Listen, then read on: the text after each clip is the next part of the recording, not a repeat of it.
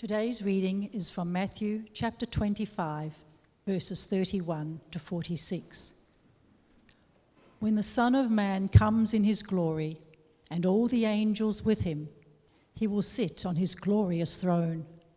All the nations will be gathered before him, and he will separate the people one from another, as a shepherd separates the sheep from the goats.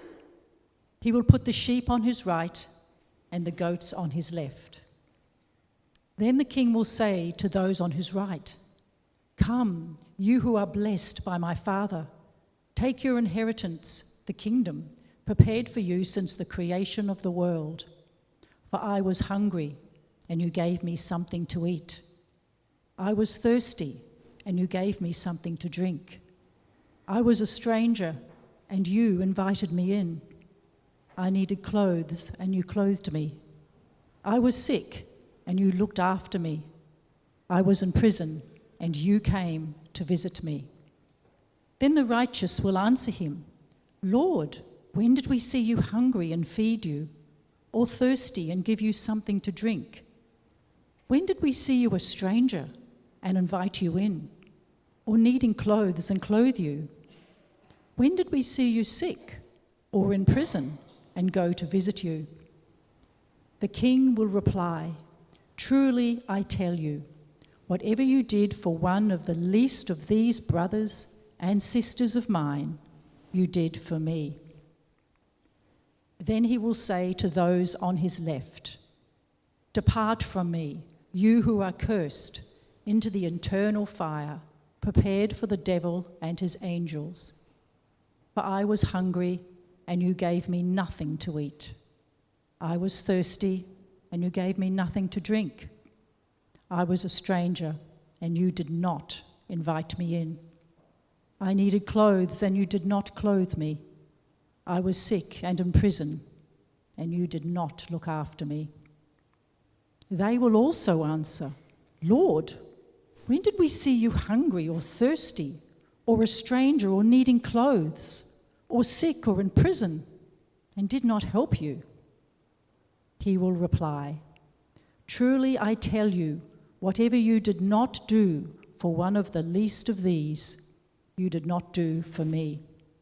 Then they will go away to eternal punishment, but the righteous to eternal life. Well, good morning again, everyone. Thank you for the privilege that it is to come and to speak with you this morning. It is truly a privilege, and I don't take that lightly.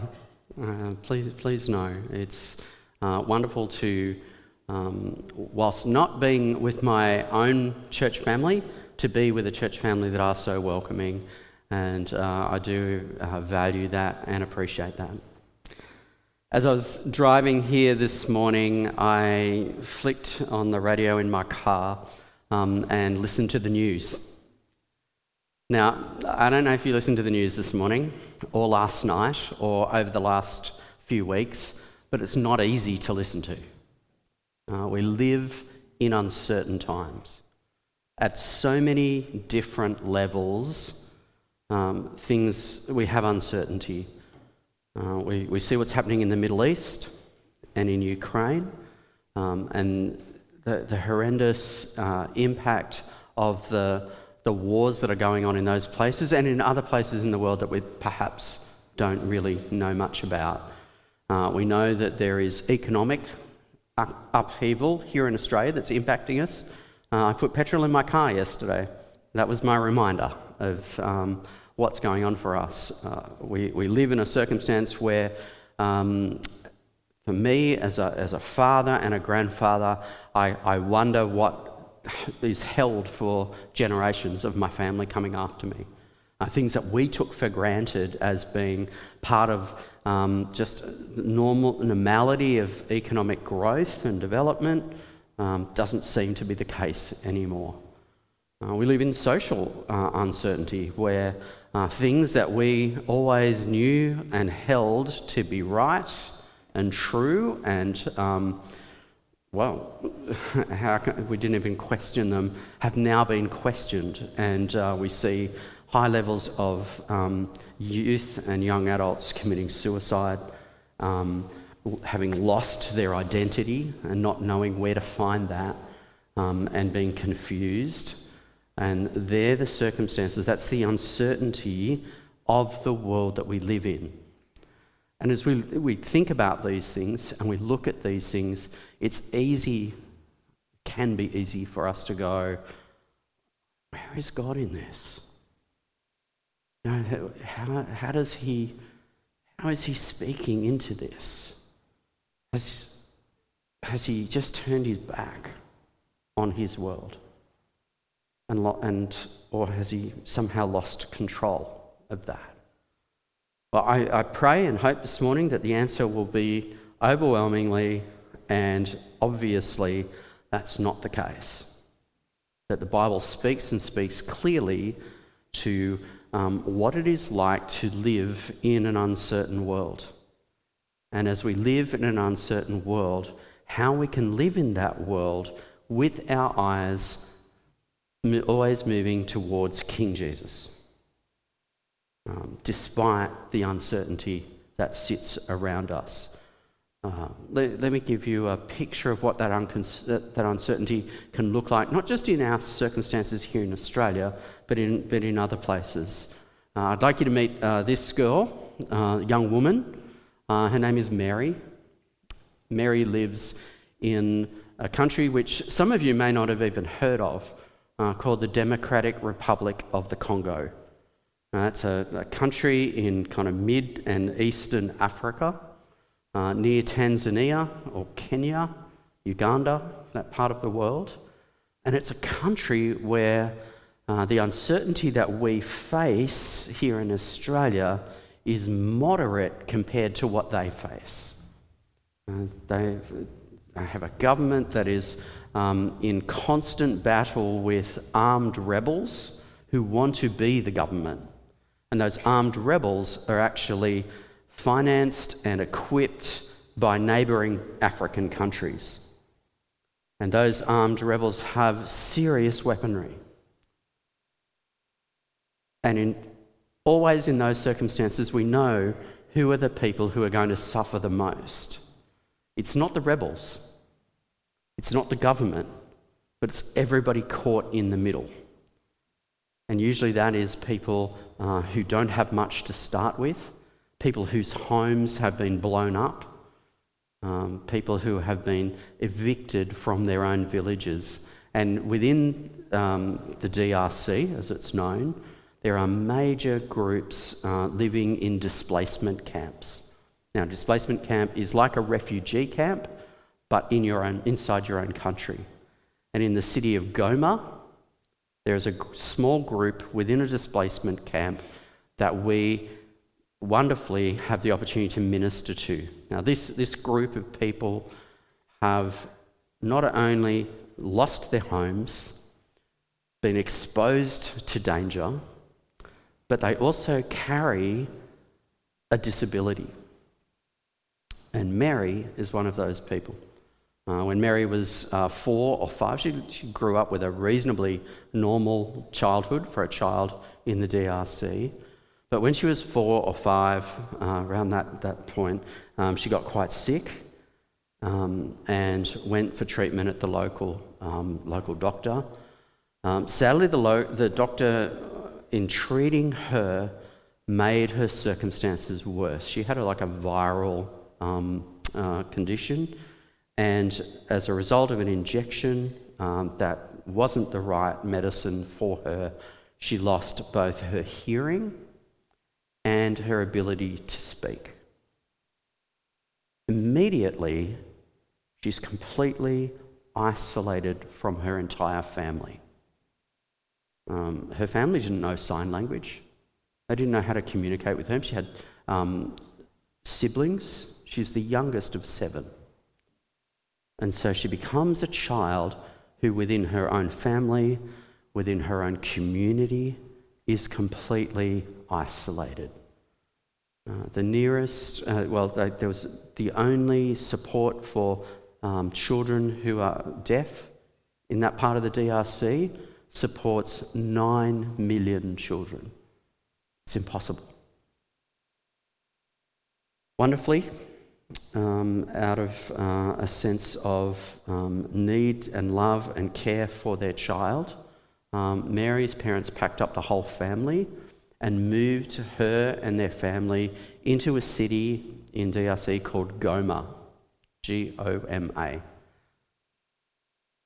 because they knew there was a community of believers there who cared specifically for children who are deaf. That's on the good side. On the hard side, Goma is the absolute hotbed of where all of the rebel activity was going on in the DRC. So they're fighting these two conflicting things. How do we care for our children and our child who's in great need? And how do we keep them safe at the same time? Now, you put yourself in that position. It's an impossible decision to make. An impossible decision to make.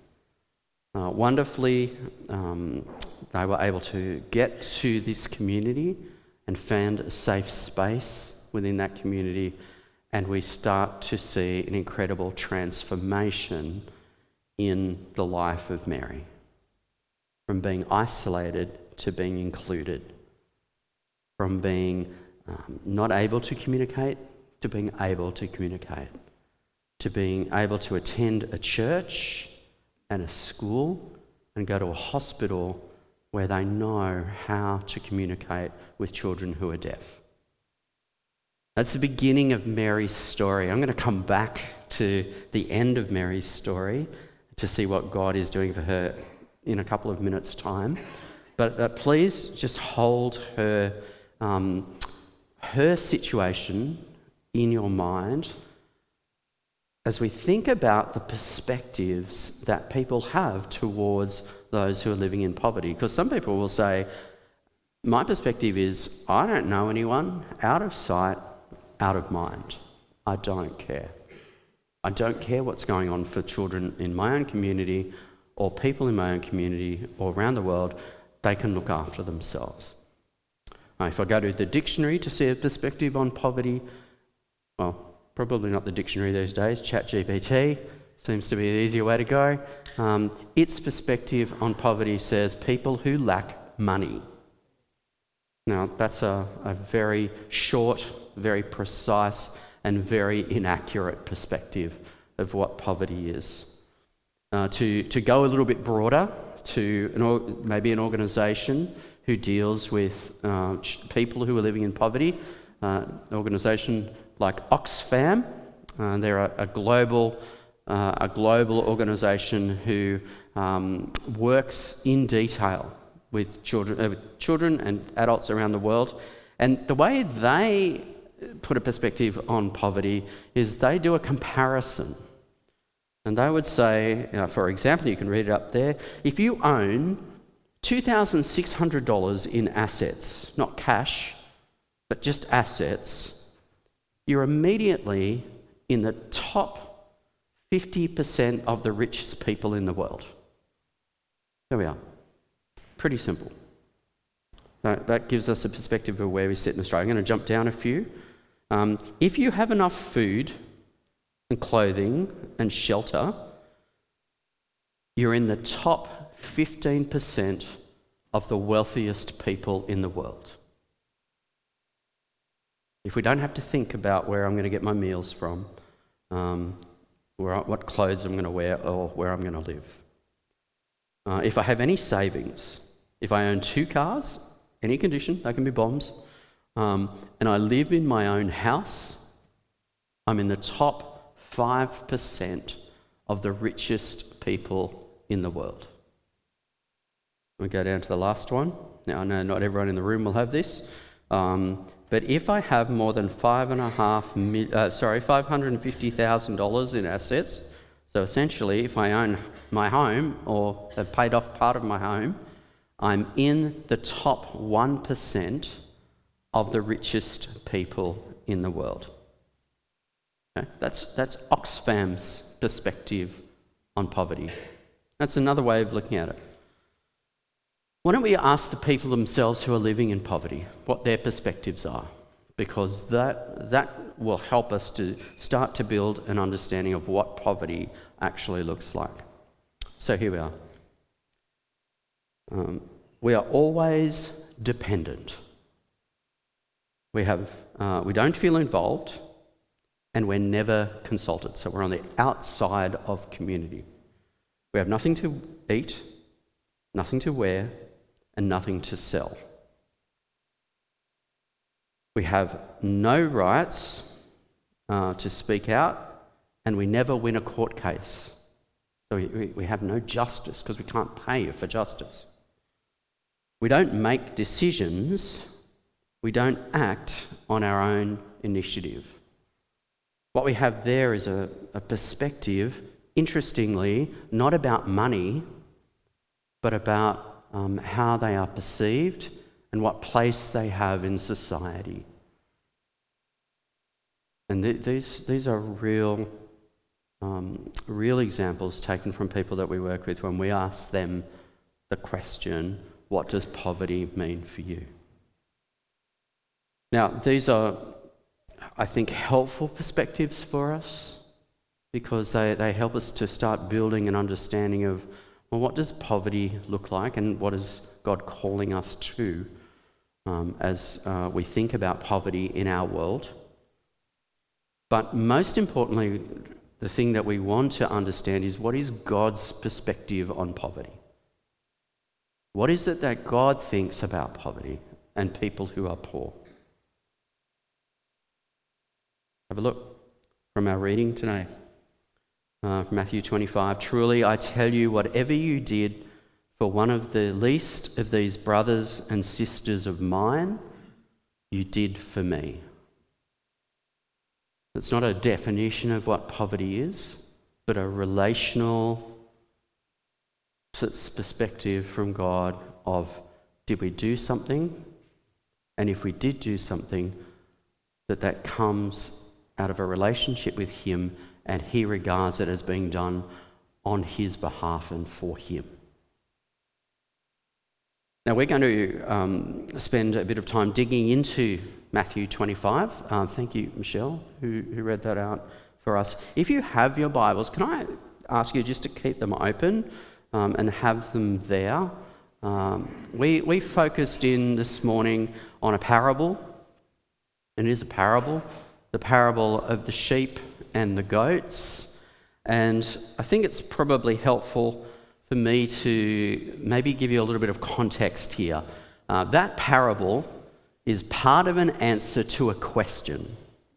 And the question you have to jump right back to Matthew chapter 24 to understand what the question was, to then start to see how Jesus answers that question.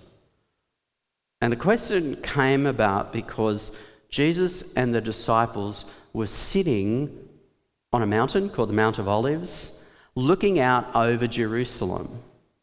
And Jesus speaks about the temple and Jerusalem being destroyed. And he calls it the end times. And not surprisingly, the disciples say, Lord, when? When's this going to happen? What's it going to look like? What do we need to do to prepare for it? They're kind of the three questions that they throw out, which are, I think, pretty natural questions about that. And Jesus spends the rest of chapter 24 and all of chapter 25 of Matthew answering that very question. And just to speed you through chapter 24, Jesus says, nobody knows the time. Nobody knows what that time will be. But that time is definitely coming. You don't need to know when that time is. And then chapter 25, there are three parables that Jesus tells the disciples. And they're all very well known. There's a parable of the 10 bridesmaids, the parable of what used to be called the parable of the talents, but I think it's probably more helpfully known as the parable of the bags of gold, and then the parable of the sheep and the goats. And those three parables all have the same pattern to them, and they're all emphasizing a very similar thing. How do we live faithfully knowing that the King is coming, that we are in the end times, and as we wait for his return, what does living faithfully look like? Now we know very quickly from the parable of the bridesmaids, some were ready and some were not. Some were confident that the bridegroom was coming and had prepared. They had the oil, they were ready to go, so that as soon as he came, they were looking out for him and they were ready and they enjoyed the feast. The parable of the bags of gold, remember the master had given bags of gold he entrusted them to his servants and gone on a long journey. And he said to them, I'm going on a long journey. I'm entrusting this with you. Do something with it. And there were three. The first two did. And they were entrusted with different amounts because they had different abilities. But the first two servants said, in response to my master, who's entrusted me with these things, I'm going to put them to work. I'm going to actively be working on behalf of my master because of my relationship with my master. And they grew their money, their bags of money. The third servant didn't have that same relationship with his master. He put it in the ground to be able to return it to the master. And there was a judgment when the master finally did return after a long time. And he saw how two of his servants had honoured him by what they had done with what had been entrusted to them, and the other not. And so with the bridegroom and with the master, we see a pattern of going away and coming back, a judgment and a separation. Now that pattern continues all the way through Matthew 25, even until we get to this parable of the sheep and the goats. So please, turn with me in your Bibles, and we just want to have a bit of a look at what's going on here. First of all, we have this, it's a little bit different from the other two parables, where obviously it was a story. This one has a different kind of truth to it because the master or the bridegroom is actually identified as King Jesus, as the person who says, I'm coming back, I'm returning. Let's make sure that when I return, you are living the way that I want you to. And we see the whole company of heaven ready to judge believers and separating them out. This is all believers in the whole world and unbelievers as well. People who thought they were believers, but perhaps not. On this field, they all kind of look the same, sheep and goats. But Jesus separates them out on the basis of what they have done and what they haven't done to those in need. Because that is a reflection of Jesus' character. The character of Jesus lived out through them as they wait for King Jesus to return. And what's the example here? How did you care for the poor? Those who are most in need. How did you care for them? That's what I look at, because they are the most desperate. They're physically in need and spiritually in need. How did you care for them? And the response is interesting, because those who are identified as the sheep say, yeah, we did that. Of course we did. It was such a natural thing for us to do that. We share your character, Jesus. And Jesus says to them, you are welcomed by me and loved by me because you did this, not out of a sense of duty or obligation in any way, but as a natural response to my relationship with you and loving you. And the opposite, those who don't, they don't have that relationship with Jesus, and so they don't live out that characteristic. Now, very quickly, a little aside, you could fall into the trap here of thinking, if I just care for the poor, then I'll be right with Jesus. I think if you're thinking that way, then perhaps you've got something not quite right. Caring for the poor, caring for those living in poverty is an outworking of a relationship that you already have. It's not something we do to get that relationship with Jesus. It's just a natural extension. We give good things to our children and to those people that we know. Jesus is saying, you gave good things and cared for people that you didn't even know. These brothers and sisters of mine, he says. And that's my invitation to you today, to actually be part of, in response to who King Jesus is, giving and giving generously to the need that's all around our world. And you can see here on the map, Worldshare works in a number of different places and in different ways. We work in the country of Cambodia, helping children and families both in the cities and in the country who are in desperate need. We work in Indonesia with children who are terribly malnourished, and also sharing Jesus with them. We work in India doing the same. We work in Uganda with young mums and often girls, teenage girls who have been abused, who become mums, and helping and supporting them. And then, as I said, working with children in the Democratic Republic of the Congo. So coming back to Mary,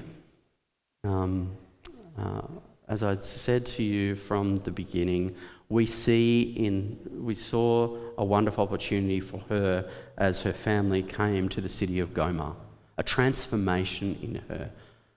She became a healthy young woman. She learned sign language. She was able to communicate both with her family and with the broader deaf community. She was able to get an education.